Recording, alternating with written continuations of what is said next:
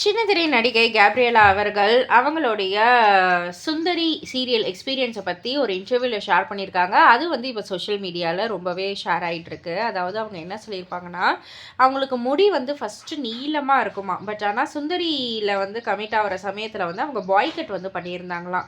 So எனக்கு இந்த சுந்தரி சீரியலில் நடிக்கிறதுல வந்துட்டு எந்த ஒரு சிரமமும் இல்லை. ஆனால் இந்த முடியால் நான் ரொம்பவே சிரமப்பட்டேன். ஏன்னா அந்த விக்குக்கு வந்துட்டு இங்கெல்லாம் கிளிப்பெல்லாம் குத்தி கரெக்டாக வந்து வச்சுருப்பாங்க. நான் நல்ல ஒரு ஃப்ளோவில் நடிச்சிட்டு இருக்கக்குள்ள தான் டக்குன்னு அந்த முடி வந்து அந்த கிளிப்பு வந்து அவுந்து முடி வந்து முன்னாடி நீட்டிட்டு நிற்கும்.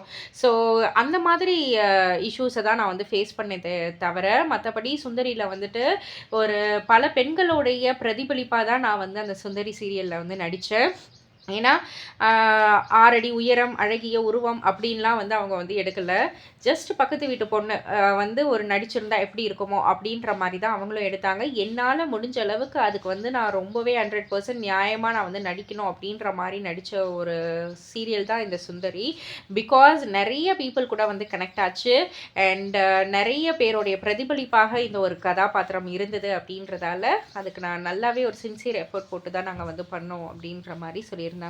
ஸோ இதை பற்றி நீங்கள் என்ன நினைக்கிறீங்க? உங்களுடைய கருத்து என்ன? உங்களுக்கு சுந்தரி சீரியல் எந்த அளவுக்கு பிடிச்சிருந்துச்சு அப்படின்றதெல்லாம் கீழே உள்ள கமெண்ட் பாக்ஸில் குறிப்பிட்டு சொல்லுங்கள். மறக்காமல் சேனலை சப்ஸ்கிரைப் பண்ணி பக்கத்தில் உள்ள பெல் ஐக்கானை கிளிக் பண்ணிவிடுங்க.